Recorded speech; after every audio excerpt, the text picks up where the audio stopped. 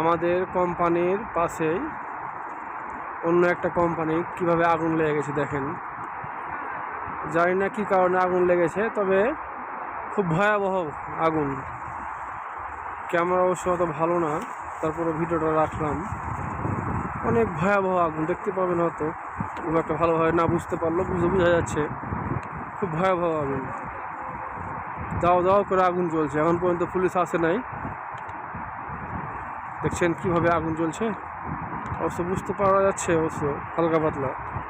দূর থেকে অনেক ভয়াবহ দেখা যাচ্ছে, তবে ক্যামেরার মাধ্যমে হয়তো ভালোভাবে বোঝা যাচ্ছে না। কতগুলা ক্যারাং দেখছেন, কতগুলা ক্যারাং।